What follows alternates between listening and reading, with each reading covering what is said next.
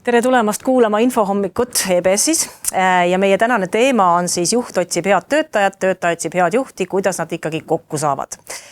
Mina olen Irene Metsis ja olen siis selle infohommiku läbiviija ja mul on täna ka toredad külalised, aga nendest natukene hiljem. Igal juhul on mul siin rõõm tervitada teid. Ma praegu hetkel ei näe, palju meid siin on, aga ma arvan, et paarkümmend tundub nagu silma järgi olevat küll, et võib-olla isegi natukene peale. Ja loodan, et see tund, mis me siin kas võib-olla natukene peale veedame, saab olla siis teile nagu kasulik ja kuulete häid mõtteid ja tähelepanekuid ja muidugi need, kes tulid natukene saama ka infot siis EBS-i personalijuhtimise arenguprogrammist, saavad ehk ka mõned head mõtted ja võib-olla mõtteainet, kas seda programmi tasub tulla, kas sellesse tasub tulla osalema või siis seda kellegile nagu soovitada. Nii et hästi lühidalt siis ka tänase infotunni lõpus ka sellest programmist. Aga meie mõtted ja jutud liiguvad siis radadel töötajate otsimine, töötajate leidmine. Räägime kindlasti organisatsioonikultuurist, juhtimisest, räägime juhtidest ja ma arvan, et tänastel külalistel on üksjagu näiteid ja häid soovitusi, et kuidas siis ikkagi tänases olukorras tööjõuturul hakkama saada. Ükskõik kummalt poolt, oled sa siis ise tööotsija või oled sa siis ise juht või organisatsiooni töötaja, kellel on siis head kolleegid, nii et ma arvan, et siit soovitusi jagub. Aga enne, kui me sisu juurde lähme, siis natukene ka sellest korralduslikust poolest, et lihtsalt infoks teile, et me lindistame siis kogu sündmuse ja seda on võimalik pärast ka järel vaadata, et kui on siis tahtmist kellegile soovitada, siis igal juhul on see sündmus pärast ka leitav. Ja nüüd kõigile teile vaatajatele, kuulajatele üks palve, et kindlasti küsige. Teil on võimalus küsida meie siis külalistelt, on võimalus küsida programmi kohta, et kasutage chatti. Ja me siis jooksvalt võtame neid küsimusi siia meie jutuajamisse sisse, nii et igal juhul see on see võimalus ja kasutage seda, et väga sageli selliseid külalisi stuudios ei ole. Ja nii nagu ma ütlesingi, siis programmist ka pisut ja selline tänase päeva puhul on siis EBS-il ka selle programmi osas ka hea pakkumine, ehk siis natukene parem hind, kui ta päriselt ja tegelikult on. Nii et need on siis korraldusliku poole osas asjad. Aga lähme siis liikuma, et minul on täna siis stuudios külalised ja kõigepealt tere tulemast Maria Veltman, Tripodi partner ja tegevjuht ja tere tulemast Marek Kaas, ka komando juht. Tere hommikust. Rõõm teid näha ja kõigepealt suur aitäh, et tõesti te sellel kiirel ajal oma kiirete tegemiste juures siia saite tulla. Aga alustame sellest, et võib-olla mõlemad natukene, et tutvustage ennast, et kes te olete, mis te igapäevaselt teete ja miks selline teema teid üldse kõnetas? Jah, ma siis teen otsa lahti. Nagu öeldud, Marek nimi. Olen umbes tänaseks päevaks tubli pool aastat olnud ka komando juht. Taustana enne seda 5 aastat õnnestus juhtida Viru vanglat direktorina ja enne seda oli tubli 17+ aastat kaitseväe karjääri. Erinevatel ametikohtadel sinna hulka üks välisoperatsioon Afganistanis, staabitöö kogemusi, inimeste juhtimise tausta, ütleme suuruses 30 kuni 450-ni. Et pisut seda pagasit selle 41 aasta jooksul kogunenud on. Ja loodetavasti mõned nõksud nipid saab täna ära räägitud ka, et kuidas mina oma meeskonna valimisse nii-öelda kas ise panustan või mida kandidaadi juures hindan. Väga tore, huviga ootame. Aitäh, Maria! No, minu tööalane tegevus on olnud natuke üheplaanilisem. Ma olen sisuliselt ülikooli teisest kursusest alates, millest siis saab järgmises jaanuaris 30 aastat tegelenud personalivaldkonnas erinevate konsultatsiooni teemadega, millest kõige suuremad ja laiemad ongi siis niisugune testimine ja hindamine. Sinna juurde ka värbamine valik, tänaseks valdavalt tippjuhtide värbamine ja valik ja samamoodi konsulteerin siis ka organisatsiooni uuringute teemade vaates, sest need on siis need teemad, millega me Tripodis igapäevaselt oma meeskonnas tegeleme ja ma siis tõepoolest tõepoolest olen siis seda ettevõtet mõnda aega juba juhtinud. Väga tore. Me täna räägime nagu kahe poole pealt, et ühelt poolt me vaatame nagu seda, et kuidas või mis soovitused oleksid teil kui kahel kindlasti oma valdkonna professionaalil nendele inimestele, kes vaatavad tööturul ringi ja tahavad võib-olla uusi väljakutseid, et kuidas nagu nemad võiksid nagu toimetada ja hakkama saada. Ja teiselt poolt vaatame seda, et kui juhid nüüd endale ikkagi värbavad meeskonda ja natuke nagu võib-olla juhtimisest laiemalt ja organisatsioonidest laiemalt, et mis on tänapäeval need asjad, mis meelitavad organisatsiooni või mis kutsuvad inimesi nagu kuskile tööle. Et võib-olla hakkaks siit liikuma, et esimese küsimusena, et tänane tööjõuturu olukord mulle kui personalijuhile paistab sellisena, et konkursid on täis. Kõik personalijuhid räägivad, et kandidaate on palju. Et tõesti tuleb 50-st keegi siin 200-ni, 300-ni, et kandidaate on väga palju. Samas on probleem endiselt see, et kui sa nagu mõtled, jõuad sinna lõppu, siis valikut on väga vähe. Kus see probleem siis ikkagi on? Et mis see siis ikkagi on, et nad omavahel kokku need asjad ei saa? No siin on võib-olla kõigepealt tuleb öelda, et keerulistele küsimustele, isegi kui me väga tahaksime, ei ole olemas lihtsaid vastuseid. Et ka sellel küsimusel tegelikult on üsna mitu tahku ja selles olukorras, justki tagasi vaadates, me oleme korduvalt varem ka olnud, kui nii-öelda tööjõuturul on toimunud kas siis majanduskriisides või ka väljaspool kriise, on toimunud siiski vahel ka lokaalselt niisugused märkimisväärsed muutused.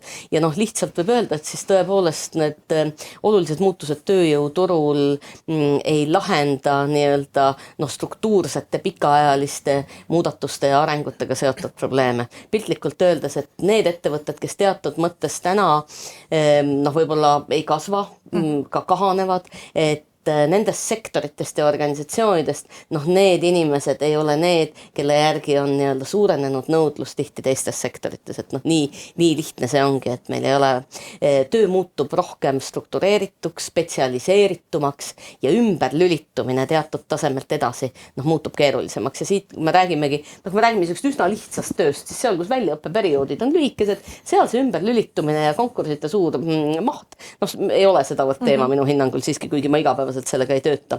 Aga kui me räägime ikkagi nii-öelda tippspetsialiseerumisest, siis seal tõepoolest nii-öelda ka see oskuste arendamisele kulunud aeg, sinna panustatud nii-öelda energia, on ikkagi märkimisväärne ja meil kuigi näiteks me võime öelda, et on teemasid võib-olla head of compliance'id võib-olla väga raske leida, aga tõepoolest, et vabanenud inimesed puidutööstuses ei aita meil kuidagi neid ametikohti täita. Marek, sinu kogemus, et sa oled nüüd olnud K-komando juht ja ma tean, et sa enne mainisid, et olete ka värbanud inimesi ja otsinud uusi inimesi, et kuidas läinud on? No ma ütlen, protsess on pooleli. Et see võib-olla ongi hea kohe minul siit teiselt poolt öelda selles mõttes, ütleme PPA-s tervikuna nagunii on töökäte puudust, igal juhul selles mõttes on vaja, aga kui me räägime nüüd eriüksusest ja sinna inimeste valikust, siis selge, et sa validki sinna väga spetsiifilise taustaga, kas varasema kogemusega, aga mitte ilmtingimata inimesed, seal nii-öelda need ristid kastides ei pea ilmtingimata tulema sellest, et kas sul on varasem politsei taust, vaid ka inimesest endast, mida ta õppinud, mida teinud on. Sellel aastal võiks öelda nii, et kui me räägime K-komando värbamisest, millega me siin hooga peale läksime ja üldjoontes me avalikult niimoodi seda ei ole välja pannud, eks sellel korral nii sai tehtud, sest mine sa tea, keda sa turult leida võid. Ja tegelikult oli üllatav, kui palju tuli avaldusi. Et ligi 100 avaldust, aga siinkohal ma kohe ütlen nagu reservatsiooniga ära, et ütleme see esimene standardne selline dokumendivoor on ju, siis sellest tänaseks alles on jäänud, ma ütlen 15 pluss miinus on ju. Et me oleme selle põhjal teinud eelselektsiooni ära ja ütleme siin juurde lisades, et tõesti kõik inimesed ilmselt oma taustast tulenevalt, mitte paha pärast, aga alati väike selline enesekriitika tasub seal juures hoida, et ja vaadata ka kuhu organisatsiooni ja kuhu täpsemalt ma kandideerin. Sest me kirjutasime väga, nii palju kui on võimalik ennast avada, lahti, keda me enda juurde ootame, millega me igapäevaselt selles mõttes tegeleme, asjad, millest me saame avalikult rääkida, millega me tegeleme. ja sa saad igasuguseid avaldusi. Ja ma julgen öelda, et kui sul on, jah, see peab olema lööv, siuke one pager, 1 A4 umbes, millega sa nagu ütled ära, keda me ootame, millised me ise oleme ja nii edasi, siis julgen öelda ja panen sinna foto ka näiteks juurde. Erioperaatorist, sa võtsid erioperaatorit. Natukene kummaline mõiste võib-olla, kui sa kirjutad selle lahti, siis ilmselt tahad sinna inimest, kellel on siuke multitalent, et see ei ole ainult, et sa oskad märki lasta hästi.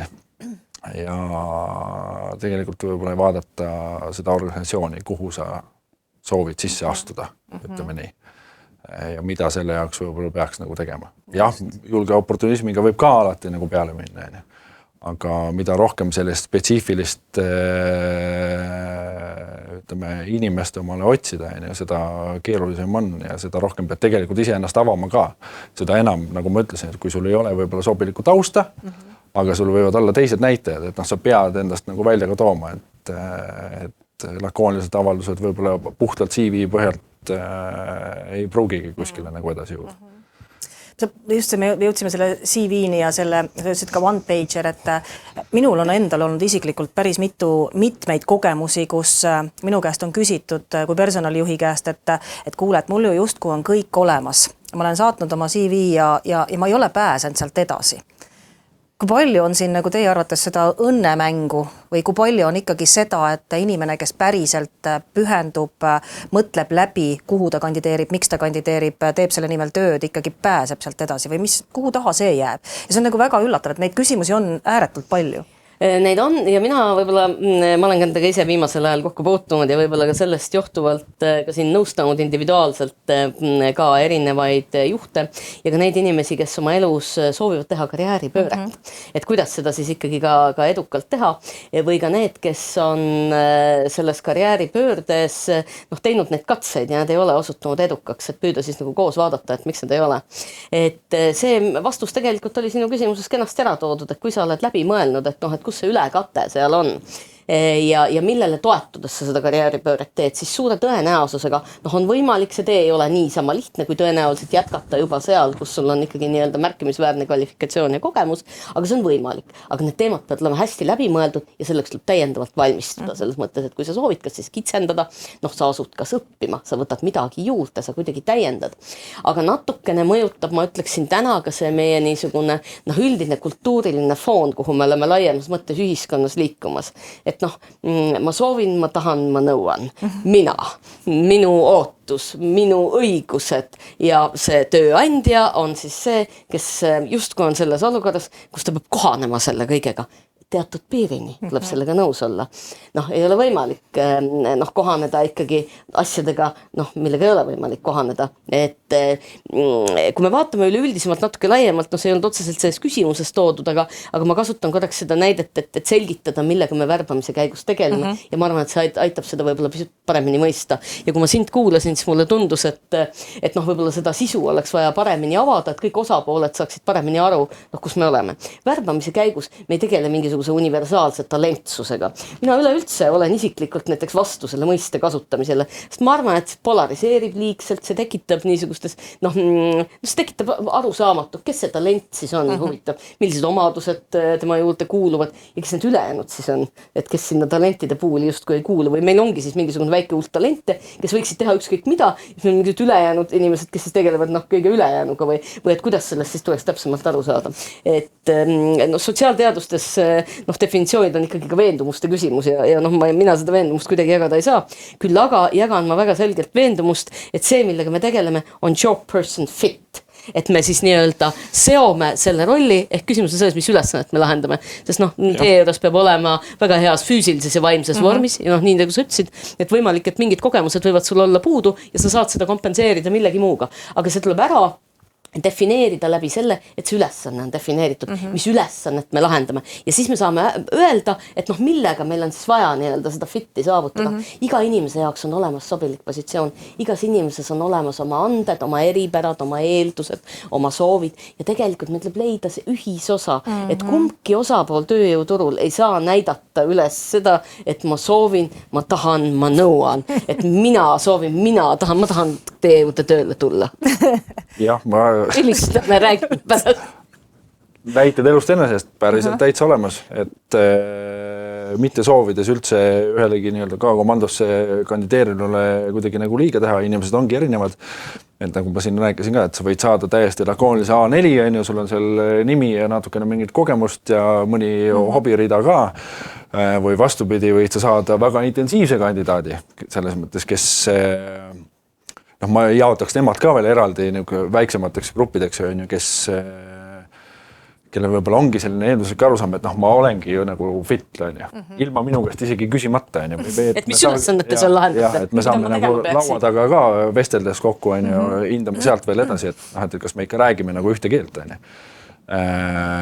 Ja saad üsna hulga selliseid nagu küsimusi ja ma arvan, et ma olengi selles mõttes nagu parem valik, on ju. Aga kui ma vaatan, et mul on 91 pluss miinus kandidaati, seal on veel neid parimaid valikuid, on ju.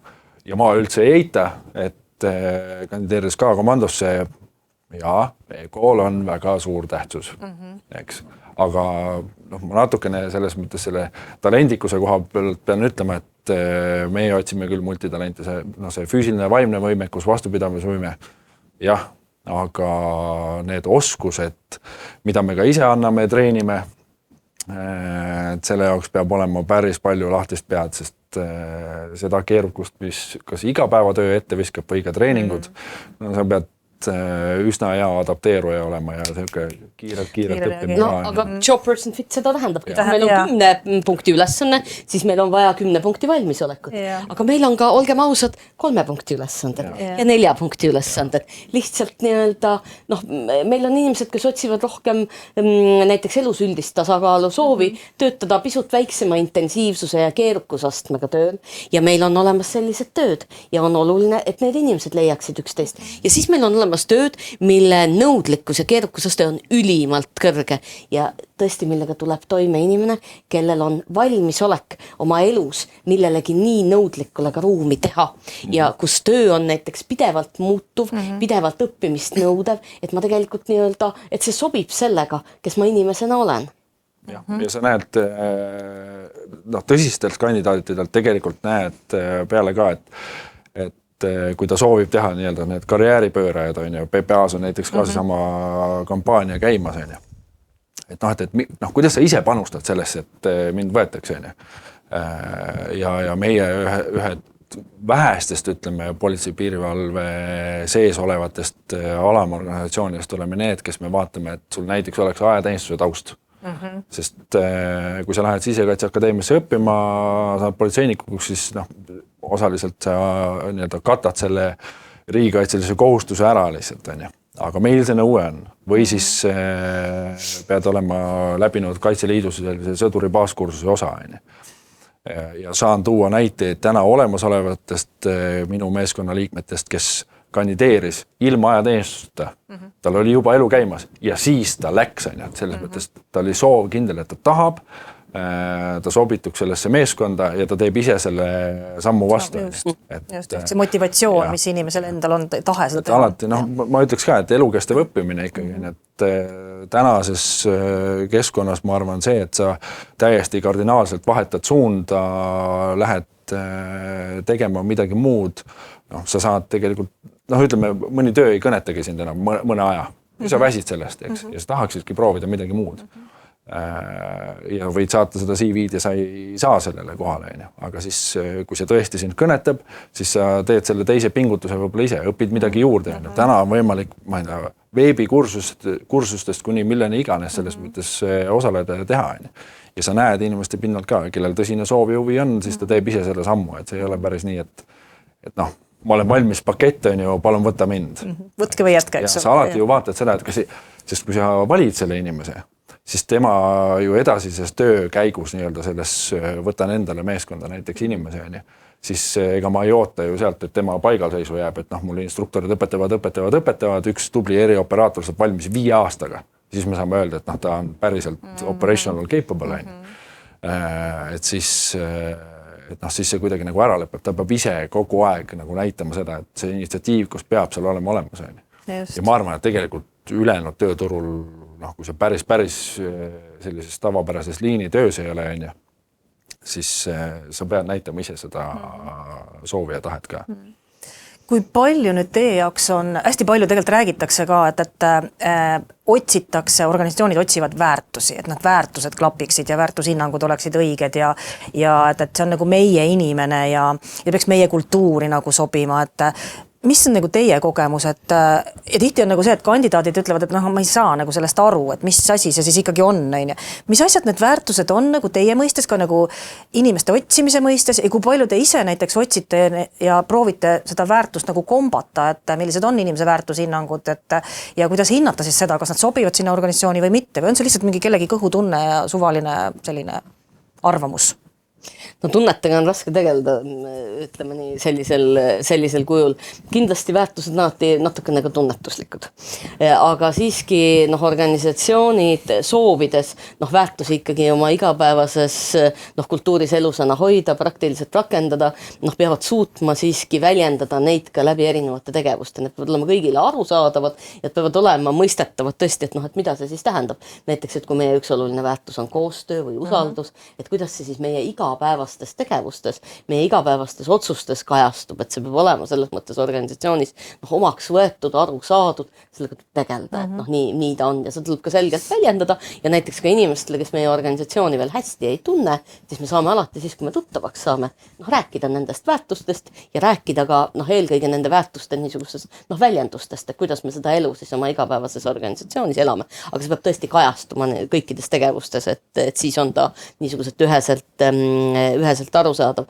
Samas meie teeme aastas kusagil 250 erinevat otsingut. Me töötame väga erinevate organisatsioonidega, kui me suurte organisatsioonidega, rahvusvaheliste organisatsioonidega saame öelda, et seda teadlikku tööd väärtustega on tehtud ikkagi juba palju aastaid ja kui me küsime, miks seda üldse vaja on, siis seda on vaja selleks, et me saaksime luua niisuguses keerukamaks muutunud keskkonnas usaldust. Ehk me teame, mida üksteiselt oodata, et inimesed teavad, mida oodata organisatsioonilt ja organisatsioon teab, mida oodata oma inimestelt. Selle asemel me saame vähendada reeglistikku, me saame nii-öelda rahulikumalt suhtuda nendesse olukordadesse, mida ei ole võimalik kõikide nii-öelda kokkulepetega katta ja me peame inimesi usaldama, näiteks kliendi teeninduses. Väga lihtne ei ole võimalik kõiki teeninduses tekkivaid olukordi ette näha ja heas tavas ära kirjeldada. Küll aga peab see meie niisugune üldine organisatsiooni väärtuste palett kandma seda piisavalt hästi, et kui tekib selline olukord, kus inimene ei tea päris täpselt, mida ta peaks tegema, siis see arusaam meie väärtustest, et mida meie sellises olukorras teeme, aitab tal neid valikuid teha. Ja see on see, mis loob seda usaldust. Et selles mõttes jah, neid väärtusi on vaja ja ka niisugustes väiksemates organisatsioonides võib-olla ei ole need diskussioonid nii formaalsed, aga ma usun, et nad siiski me liigume selles suunas, kus niisugused lisaks tunnetusele selgemad kokkulepped aitavad meil paremini niisugust ühist ruumi luua. Väga hea. Mina olen täiesti päri sellega, et see teatud mõttes teeb need ühised kokkulepped lihtsaks või lihtsamini mõistetavaks üksteise jaoks. Selles mõttes, alati on ükskõik missugusesse ametisse tööle minnes see, et see reeglite raamat ühel või teisel moel on igal juhul, kuhu sa oma allkirja lõpuks alla paned, et jah, ma olen nõus ja ma järgin seda. Aga seda on mustmiljon tähemärki, eks ole, ja kui sa lihtsakoeliselt selles mõttes ütled organisatsioonis sees välja nii oma meeskonna liikmetele täna kui ka nendele, keda sa enda juurde ootad, või ka läbi oma tegevuste, eks, et kas sa siis avalikus sektoris või erasektoris pakud sa teenust või mis iganes sa teed, et see kõik on samamoodi ühes pildis, ja muidugi kõige lihtsam on see nii, et näiteks kui me siin enne kandideerimisest rääkisime, et kas need väärtused inimest üleüldse kõnetavad, kui ta üldse kandideerib sinna, sest see on ka üks asi, mis paneb kuidagi ju selle mõttejõu liikuma, et ma tunnetan mingisugust samasugust ühtsust vähemalt selle organisatsiooniga ja mingit kuuluvustunnet. Aga teistpidi jah, olles siis juba näiteks vestlusvoorus, siis on väga lihtne puudutada neid teemasid ja tegelikult aru saada, et kas või millisel moel see inimest kõnetab, eks. Ja selge see, et ma arvan, et kõige parem värbaja või reklaamnägu on sinu organisatsioonis olev inimene. Et kui me sisemiselt nendes väärtuses oleme ühtsed, siis me oleme juba väga heas kohas, ma ütleks. et me kanname neid ühtemoodi, me saame üksteisest ühesugustel alustel aru ka ja meie igapäevategevused on nii-öelda see nendes raamides, on ju. Aga jah, ütleme, minu enda kogemuse pinnalt saan öelda seda ka, kus aja jooksul meie väärtushinnangud nii-öelda lähevad lahku ja sellest lähevad lahku ka nii-öelda teekonnad, jah. Just. Et tihtipeale näiteks mõeldakse seda, et kas see saab olla näiteks alus rääkida teemadest lahkumisvestlusel näiteks. Siis jah, ma arvan, et saab küll. Ma arvan, et see on vägagi kõnetav faktor selles mõttes selle juures. Kas on äkki mõni näide võib-olla ka jagada, et noh, võib-olla ka ükskõik kummalt poolt, kas siis tõesti värbamise poole pealt, kuidas nagu seda väärtust, noh, ega inimene, kes kandideerib ja tahab saada kuskile organisatsiooni tööle, noh, võib-olla ka on vaadanud kodulehelt neid väärtusi, ausus, avatus, koostöö, eks ole, mis tihtipeale on, on. No, ma olen aus ja ma olen suhteliselt avatud ja koostööle orienteeritud, noh, minu enda hinnang asjadest, on. Ja kuidas siis nagu värbajana sellest nagu aru saad või teiselt poolt ikkagi, et kuidas me jõuame sinna, et need samad ausus, avatus või koostöö, et lõpuks me läheme lahku sellel teelt, et on mõni äkki näide oma elu kogemusest, et kuidas neid tuvastada? Saan siin kohe juurde öelda, et proovin võtta seda nii umbisikuliselt kui võimalik, on ju, aga siiski näide elust enesest, ütleme inimesed, kes kandideerivad erinevatele kohtadele ja saadavad nii-öelda oma taustainformatsiooni ja mul lihtsalt oli võimalus olla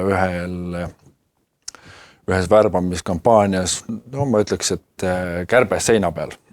Aga vaadata, et äkki ka seal on sobilikke inimesi näiteks meile. Ja seal oli kandidaat, kes kandideeris meile ka.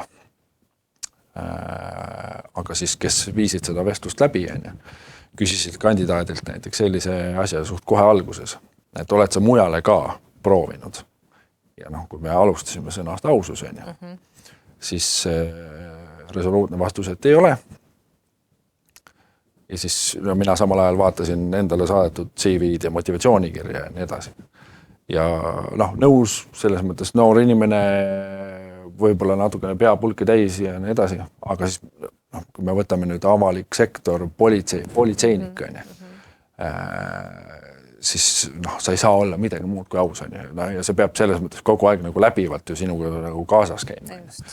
Ja käisime peaaegu 50 minutit nagu lõpuni ja siis kärbes seina peal minu isikus siis hakkasin ikkagi nagu nügima neid küsimusi, et kuidas siis, milline siis peaks üks tuleviku nii-öelda selline politseinik olema, ja jõudsime sellesse kohta, kus meil oli seal arusaamal, et me tegelikult vestluse alguses ei olnud üksteise vastu ausad. Väga selge näide, et sellest, kuidas tegelikult sõna vormub tegudesse. Maria, äkki sul mingeid? No, need on igapäevased olukorrad, kus tegelikult nii-öelda see, mida me otsime, peaks siis nii-öelda kajastuma ikkagi väga selgelt läbi nende tehtud otsuste, läbi selle elu.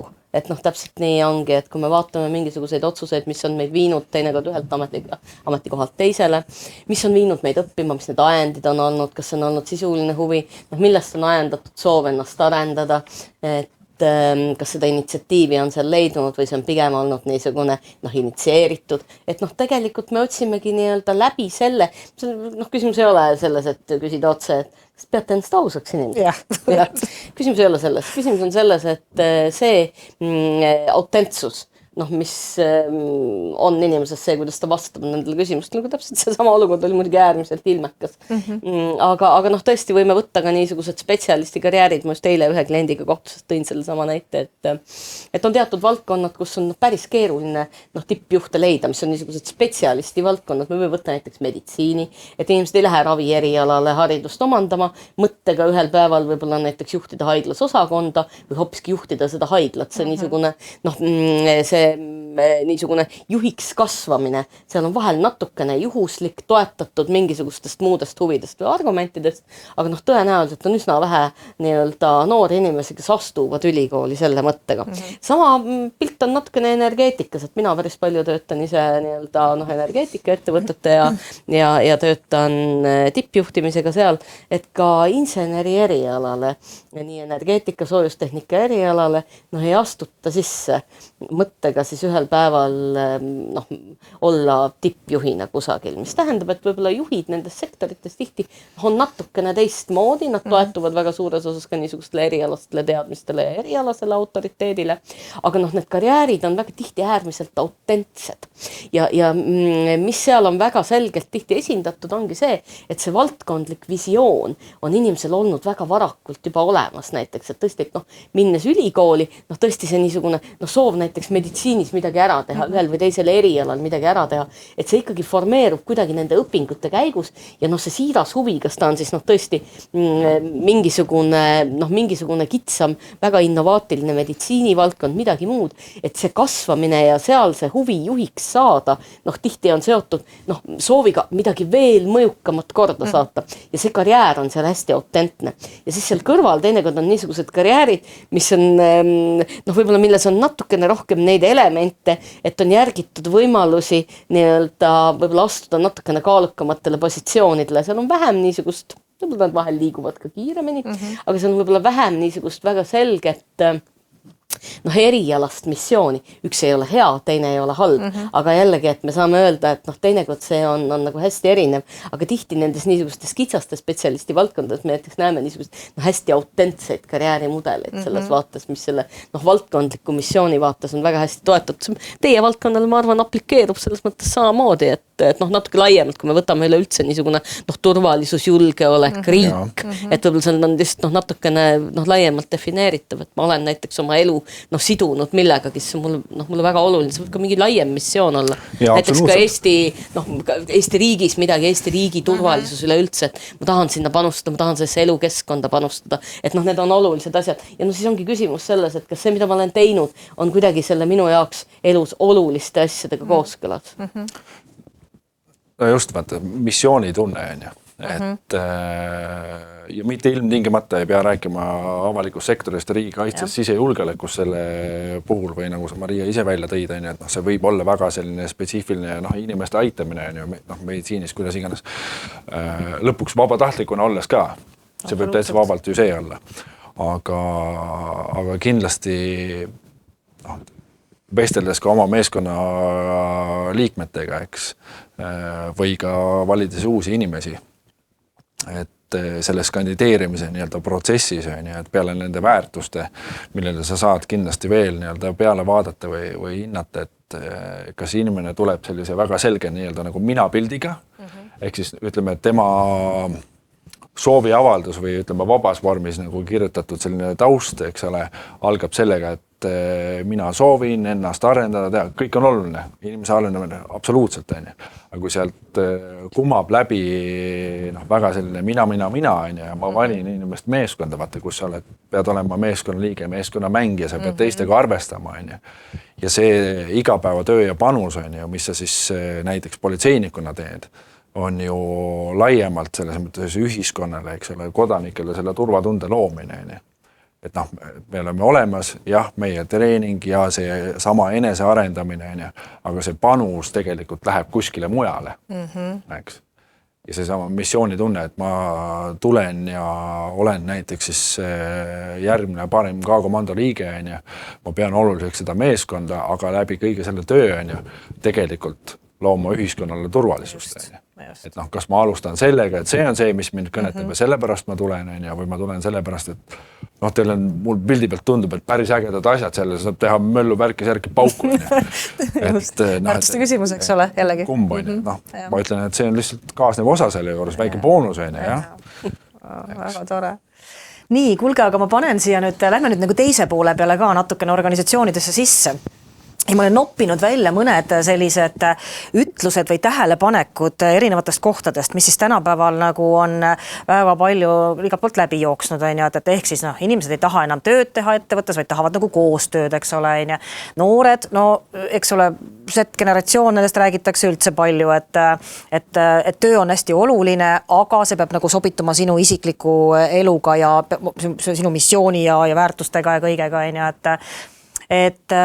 ja üha enam muutuvad need organisatsiooni kultuurid nagu nii palju olulisemaks, et mis seal sees toimub, milline see organisatsiooni tervis on, milline on see juhtimine ja see, mida ma viimasel ajal ikkagi ka ise olles ka päris palju koolitaja rollis nagu kogen, et mulle nagu natukene tundub, et juhtidelt oodatakse täna mingit imeinimesi, et sa pead nagu kõike tegema, sa pead olema autentne, väga hea, sa pead kõikide probleemidega hakkama saama, sa pead kõikide inimestega hakkama saama, sa pead kõikide vaimse tervisega hakkama saama, eks ole, sa pead kujundama seda kultuuri, sa pead hoidma meeskonna koos, on ju. Mis siis nagu toimub praegu, mis siis nagu ikkagi juhtimises täna, kas on muutunud midagi või mida siis oodatakse täna nagu rohkem? Juhtimine ongi muutunud väga palju keerukamaks. See tulebki sisse võtta, sellega tulebki tegeleda. Ja täpselt seesama, et tuleb aru saada, et mis ülesannet juhid meie organisatsioonis lahendavad. Et on väga erinevaid juhtimisülesandeid, on selliseid juhtimisülesandeid, kus on väiksemad meeskonnad ja juht toetab väga tugevalt ka erialaselt, ta on ka nii-öelda peaekspert. Kui me räägime juhtimises on ju väga erinevaid tasandeid, eks ole meil neis. Me võime jällegi maailma lihtsustades öelda, et meil on esmatasand, meil on kesktasand ja siis meil on tippjuhid, eks ole. Ja väga selgelt me peame vaatamagi, et mis ülesandeid need juhid täidavad. Aga tervikuna tõesti vastus sinu küsimusele on see, et juhtimisülesande täitmine on muutunud palju keerukamaks. Ei piisa enam sellest, et sa väga üheplaaniliselt annad mõista, kuidas tuleks toimetada meie põhitegevuseks nii-öelda objektiks olevas valdkonnas. Et mida me peame tegema, kui kiiresti peame tegema, kui palju me peame tegema, vaid vastupidi seda nii-öelda seda tööprotsessi, neid inimesi tuleb palju laiemalt ja paindlikumalt vaadata. Inimesed otsivad oma tööle tähendust, sisu, mõtet, koostööd, need koostöövormid toimivad teisiti. Nii on, selle eitamine ei ole võimalik.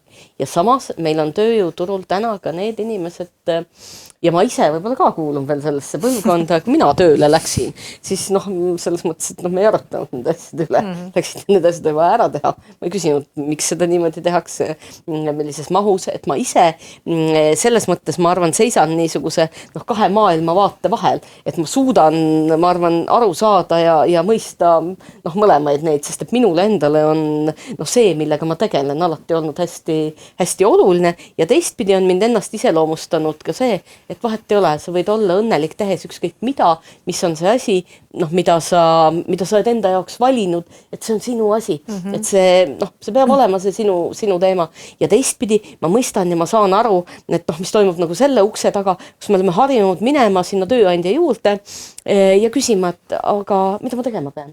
Et öelge mulle, mida ma tegema pean ja ma teen need asjad ära ja tegelikult see on see meie kokkuleppe ja kokkupuute koht, aga tänased juhid, nad peavad tegelema kogu selle mitmekesisusega. Nad peavad toetama, avama ja ühendama väga erinevaid inimesi. Marek. Ma arvan, et siin mitte ainult see, et mida ma tegema pean, vaid miks ma tegema pean. Töö tähenduslikkusest rääkides ja juhi rollist, et juhi roll on kindlasti öelda ja vastata, ütleme, etteulatuvalt nendele tekkivatele miks küsimustele.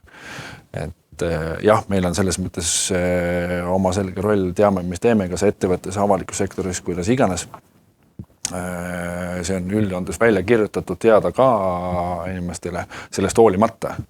Sama, kas erinevad tasandid, erinevad rollid, spetsialiseerumised, siis kas see juht on ise juhtspetsialist, seal tipus, või ta selles mõttes on, ütleme, üleüldiselt lihtsalt tippjuhi rollis ja peadki haldama nagu suurt pilti, siis selle juures seda miks küsimust mitte kuidagi nagu vältida ei saa, et sa pead kindlasti ja ma ütlen, see kommunikatsioon, ma olen ise nii mitu korda neid ämbreid kolistanud, kus sa arvad sellest, et piisab, et räägid ühe korra, koosoleku formaadis läks, keskastme juhid kindlasti nagu suudavad sellega ära tegeleda.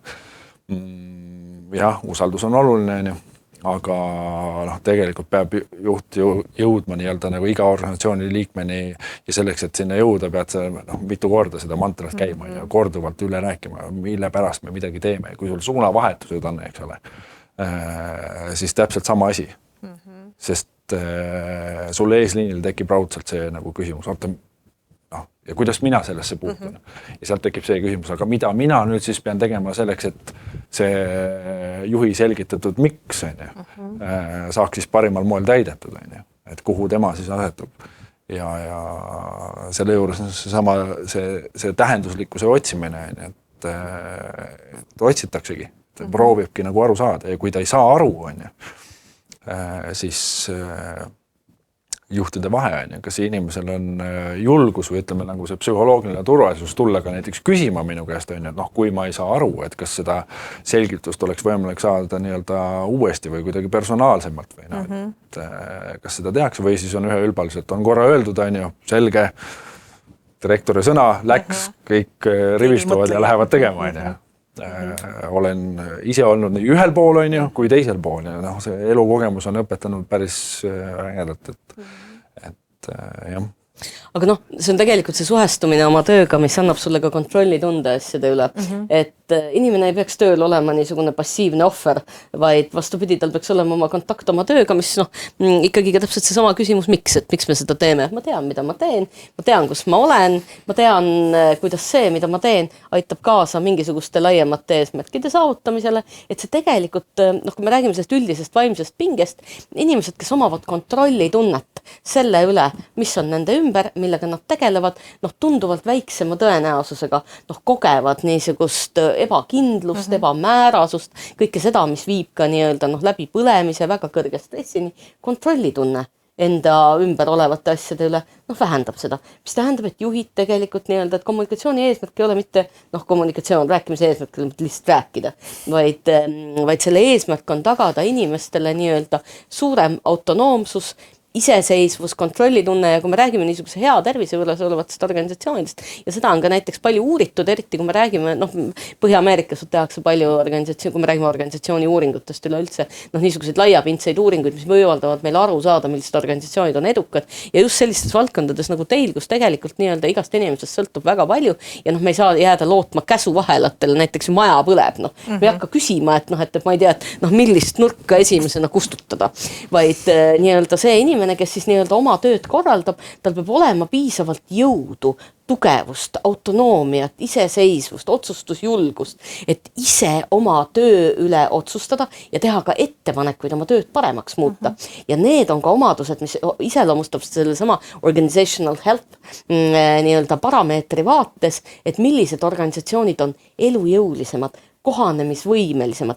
Ehk tegelikult meil on vaja suurendada inimeste niisugust omanikutunnet, julgust, suutlikkust rolli täita, et see tõstab tegelikult organisatsioonide üldist tervist, üldist paindlikkust, üldist kohanemisvõimelisust ja see on selleks vajalik. Ehk niisugune juhtide liigne sekkumine, reguleerimine, inimeste pisendamine tegelikult vähendab organisatsiooni konkurentsivõimelisust. Seda ei tohiks teha. See, mille eest me juhtidele maksame, on tegelikult inimeste targemaks tegemine, jõustamine, nende kompetentsuse, iseseisvuse suurendamine. See on läbi see, mille me kasvatame organisatsioone.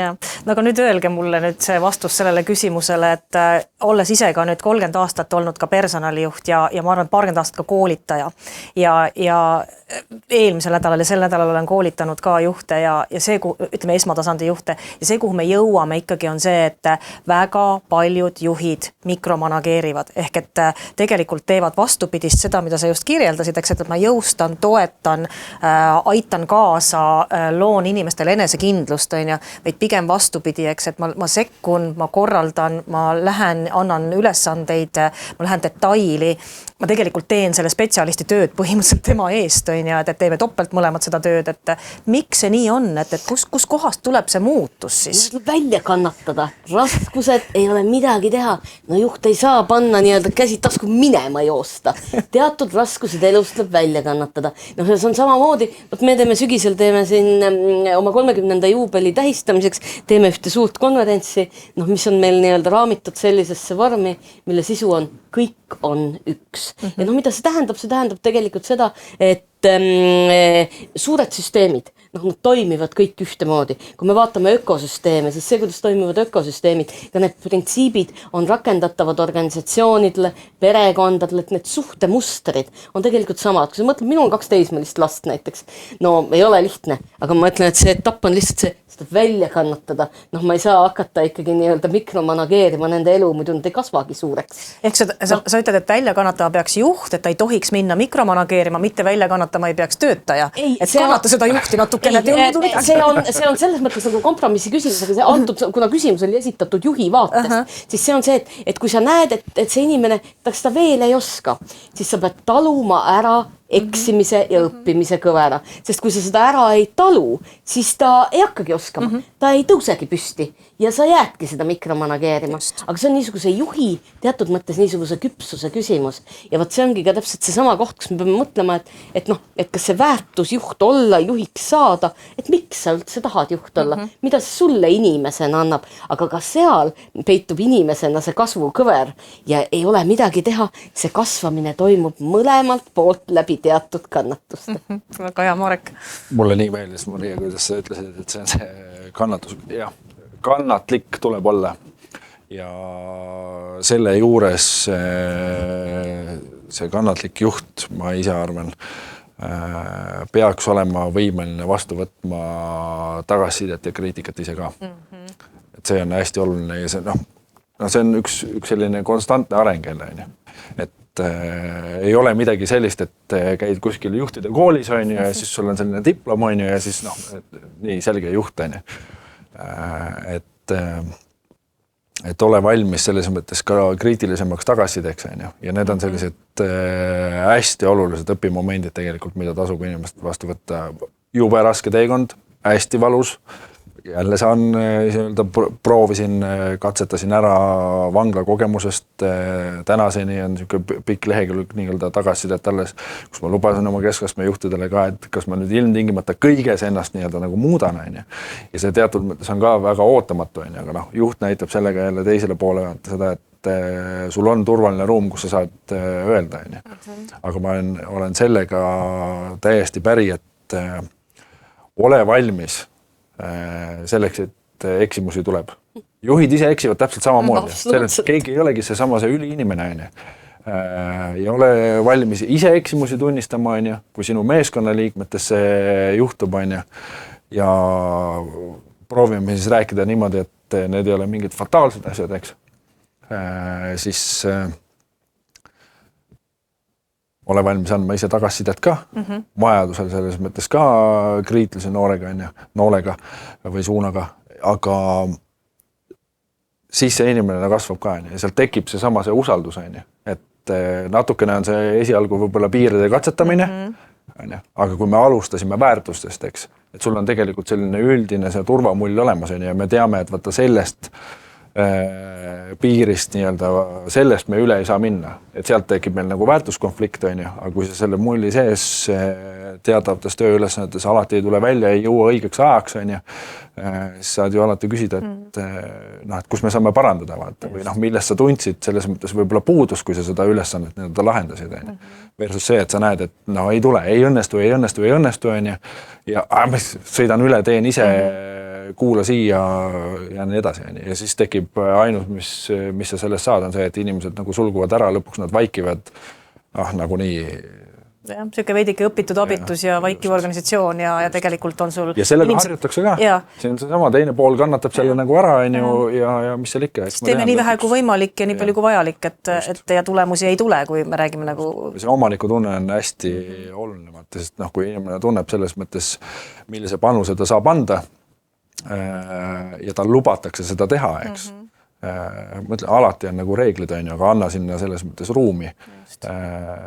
Ja pisut tuleb neid ämbreid kolistada ka ja inimene saab ise ka selles mõttes sellele või pigem paremaks.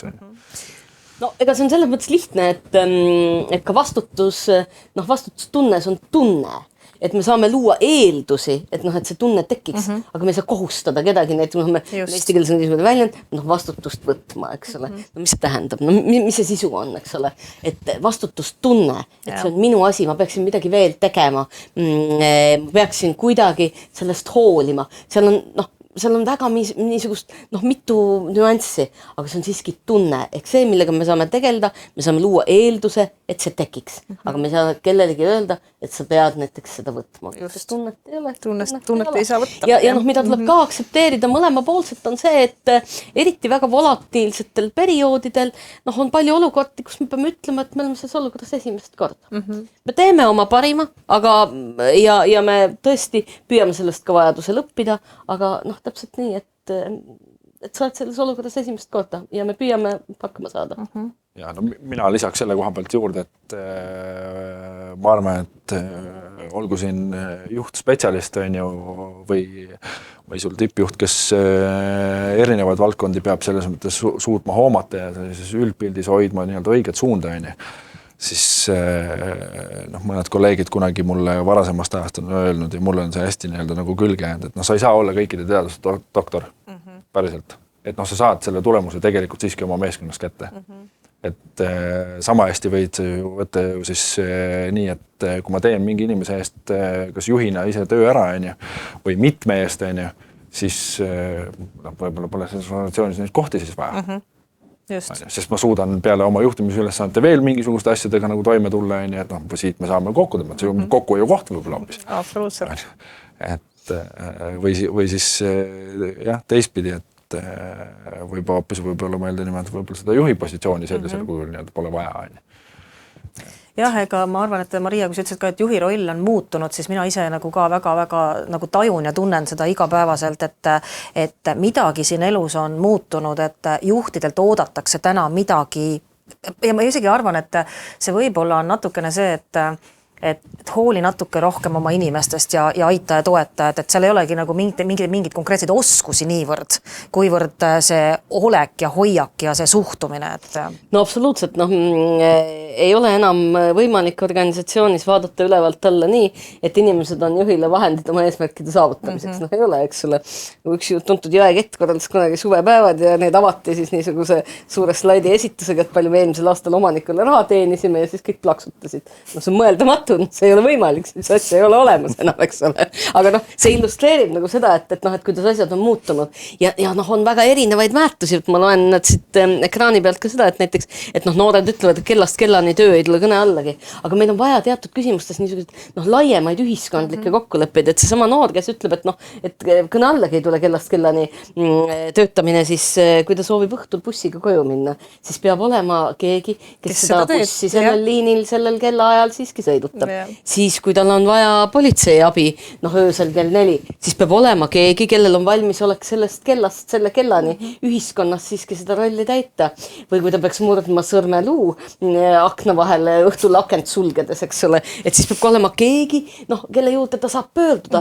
Et see niisugune, eriti väikesel ühiskonnal, ma arvan, on seda niisugust nagu kogukondlikku tunnetust tervikuna ja see, kuidas me ikkagi nagu üheskoos oleme rohkem, kui me eraldi oleme, et seda tunnetust on nagu tervikuna rohkem vaja ja kui me vaatame seda läbi erinevate rollide ja tegevuste, see ainult ma soovin, ma tahan, ma nõuan seda, ma ei tee, ei soovi, ei taha, et ainult sellist hoiakut evides, on keeruline üldse sellesse kontakti astuda, et me peaksime natukene võib-olla rohkem mõtlemagi sellele, et mis on need kohad, kus me kokku saame, mis on need sammud, mida teeb tööandja, mis on need sammud, mida teeb töövõtja ja see loob eelduse dialoogi tekkeks, et selleks, et meil üldse oleks parem mõistmine teineteise suhtes, meil ongi vaja dialoogi, me peame üksteisest paremini aru saama, siis meil ei ole vaja küsida näiteks, miks ma sinna ei saanud, miks see ei juhtunud, sest seal ei ole seda dialoogi tekkinud, et see dialoog peab olema võimalikult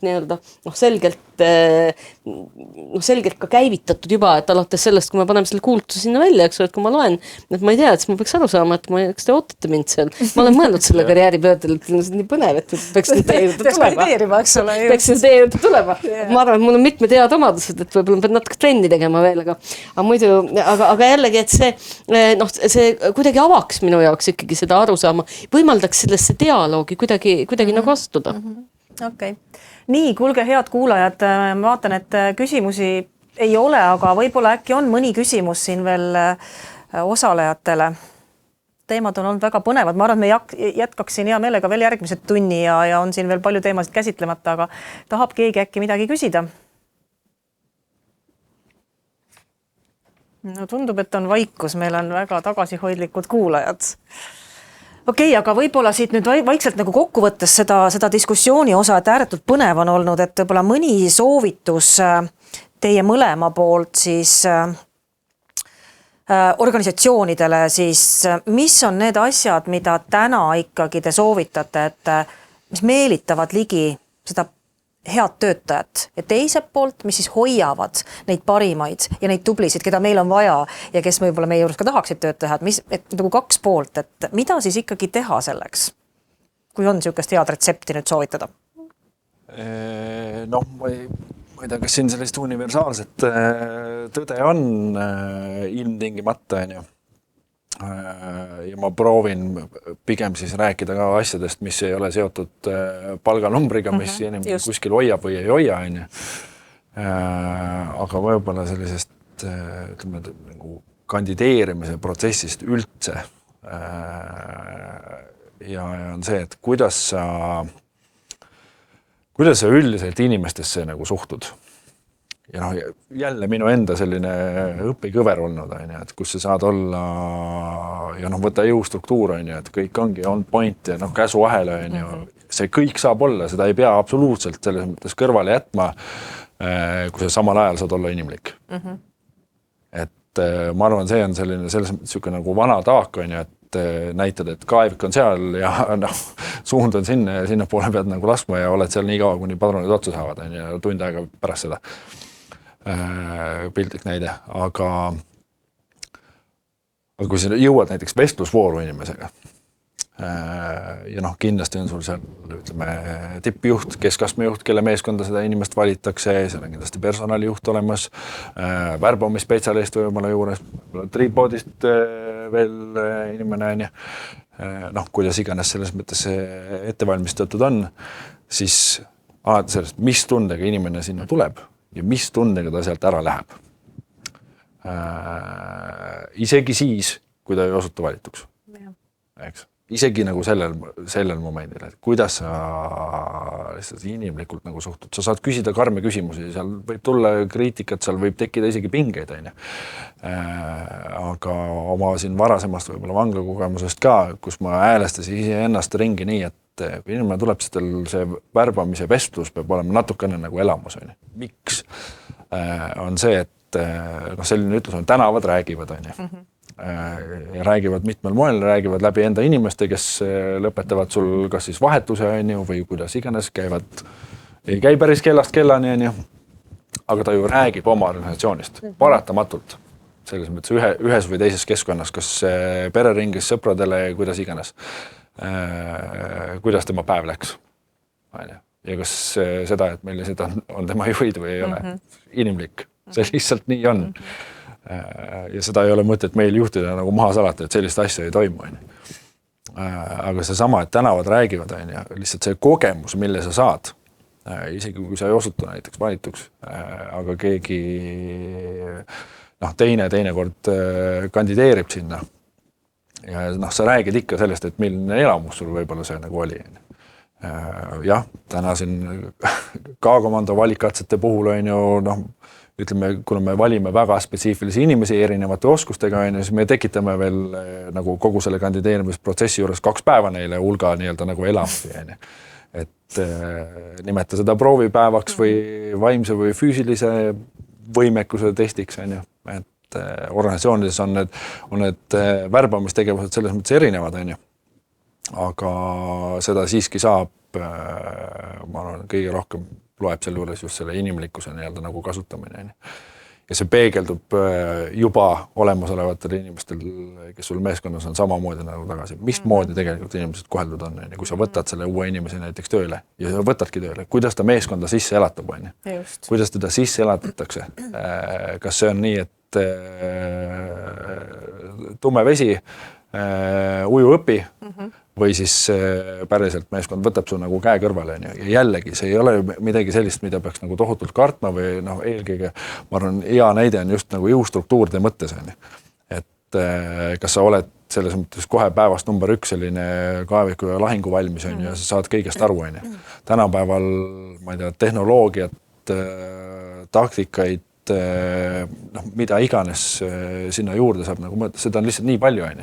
See kõik, mida sa pead nagu ära hoomama on. Ja kui sul kolleegid kõrval on, eelkõige ju, ma valingi endale inimest täna, et ta jääks minu meeskonda ja siis on ülejäänud meeskonna ja muu hulgas selle juhi roll tagada nagu see keskkond, et see inimene päriselt jääks on. Sest me valime omale uusi liikmeid, me tahame, et nad meiega jääks on. Me ei taha, et nad aasta aja pärast ära läheks. Väga hea. Maria, sinul soovitused? No ma selles mõttes on väga nõus, et on teatud universaalsed printsiibid ja üks neist on tõesti siis kõigi inimeste väärikas kohtlemine. Et see on üks asi, mida organisatsioon alati teha saab ja mis oleks selles mõttes oluline, et ükskõik, millised väljakutsed sinu nii-öelda eluteele ka ei satu ja neid paratamatult alati tuleb erinevates organisatsioonides, et on teatud niisugused, tõesti ka inimlikud põhimõtted, teatud inimlikkus, teatud väärikus, mille sa alati säilitad, et see on niisugune tuumik, mille peal tegelikult kõik seisab, et see tunne, mille sa inimestes tekitad, nii need inimesed, kes on täna sinu juures, kui need inimesed, kes võib-olla ka tahaksid sinna tulla, et tõesti, seal on veel niisugused natukene konkreetsemad teemad, nagu üldine õiglus ja tõesti see, mis läheb selle laiema niisuguse väärika kohtlemise ja tõesti selle inimlikkuse alla, et need on niisugused tõesti baasteemad, mis peavad olema olemas ja sealt edasi on tõesti, organisatsioonid on hästi erinevad ja seda universaalselt on keeruline leida. Kui sa oled väga kitsas valdkonnas, sa tegeled kosmosetehnoloogiaga, siis sinu juurde tulevad inimesed, kes tahavad oma elus tegeleda kosmosetehnoloogiaga, eks ole. Kui sa oled meditsiinist, siis on sul see eelis ja siis sa saad ära kasutada need, kui sul seda ei ole, siis sa pead rohkem tegelema selle inimliku, selle kõigega, et inimesed tuleksid sinna tagasi nende inimeste, selle keskkonna pärast. Et siis sa pead suutma seda luua, et sa pead aru saama tegelikult, et mis sinu ärikeskkonnas on, mis võimalused sul on, millised eelised sul on, sa pead nendega tegelema. Et täpselt samamoodi tööandjana sa ei saa seal seista teisel pool laua otsas ja öelda, ma soovin, ma tahan, ma nõuan, et need asjad hakkaksid juhtuma. Ei hakka, sa pead sinna eelkõige ise panustama. Nii on. Nii, aga vähemalt meil on üks küsimus väga hästi, et kumba on täna kergemini asendatav, kas juht või spetsialist ehk kumba raskem, kergem leida, arvestades muutuvaid soove, ootusi tööle? No mul on ainult üks vastus, oleneb. Väga keeruline, me tegeleme väga spetsiifiliste spetsialisti rollidega teinekord. Ükskõik kas finantsmaailmas, kusagil veel, ülikeeruline on leida ja meil on väga keerulisi nii-öelda juhipositsioone samamoodi, kus profiilid on äärmiselt nõudlikud varasemate kogemuste, pakutavate tegevuste osas, teinekord veel ka piirkondlik eripära sinna juurde. Et sellele küsimusele kahjuks niisugust ühtset vastust tegelikult ei ole. Ma ei tea, kas sinul on? Ma pigem nõustun, proovisin siin peas läbi lasta neid kordi ka, kus ise olen kandideerinud mõnda juhi rolli või siis võttes seda, et kui väga spetsiifilist inimest nagu vaja leida, siis teinekord spetsialisti leidmine võib olla väga keerukas. Et ei saa leida, et öelda niimoodi, et ühte või teist on ilmtingimata väga lihtne asendada. Et see kontekst seal ümber selles mõttes päriselt loeb. Mulle väga meeldis see, et Maria tõi välja selle regionaalse eripära ja me ei pea tegelikult üldse rääkima sellel puhul, Eesti piiridest välja minevat, vaid me saame täiesti rääkida Ida-Virumaa näide. Koht, mille pärast kuidagi tõstetakse käed ja ei tea, aga teistpidi on see paik Eestis, mis tegelikult vajab päris head teadmist, kas sinna läheb spetsialist või ka juht, mõne asutuse etteotsa, et kuidas sa seal nagu konteksti inimesi mõista. Selline väike subkultuur on seal kindlasti nagu olemas, et kuidas see kõnetab ja edasi aitab. no nii, aga igal juhul tundub, et praegu hetkel küsimusi rohkem ei ole. Mina väga tänan teid, et siit me tõmbame selle diskussiooni kokku ja ma arvan, et kuulajad said ka nii mõndagi endale kõrva taha, et siin oli selliseid mõtlema panevaid teemasid palju ja ma arvan, et soovitusi väga palju, et mida siit siis tänast hommikusest kaasa võtta. Aga kui nüüd on keegi siin ekraani taga, kellele pakub nagu huvi tõesti, mida EBS siis pakub, et EBS-il on väga palju ägedaid programme nii liidritele, juhtidele, tippjuhtidele, kellele iganes, aga üks programm, mille eest ma ise isiklikult vastutav olen, on siis personalijuhtimise arenguprogramm.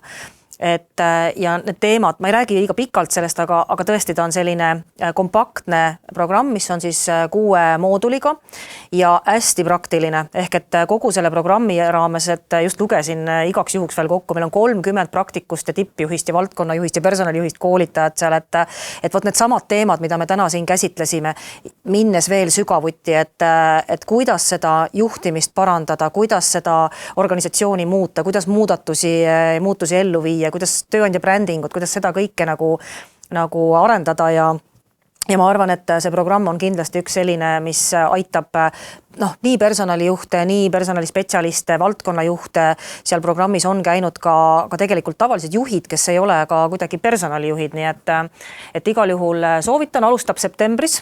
Tänane on siis ka see hinnapakkumine on täna natukene soodsam kuni juuni lõpuni. Ja ma võin nagu küll öelda, et ma arvan, et see on tõenäoliselt kõige praktilisem programm üldse, mis Eestis on, et ja seal ei ole selliseid nagu mõttetuid kodutöid või mingisuguseid hulle kirjutamisi või midagi sellist, vaid et pigem oleme keskendunud sellele, et inimesed, kes seal koos on, jagavad omavahel seda parimat praktikat ja teevad siis koos neid töötubasid, arutelusid ja see väärtus läheb tagasi organisatsiooni. Ehk et inimene ise saab sealt päris palju ja see, mida ta sealt programmist siis saab, ta tegelikult lahendab selle ettevõtte erinevaid siis situatsioone, juhtumeid või mida iganes, et parasjagu siis vaja on.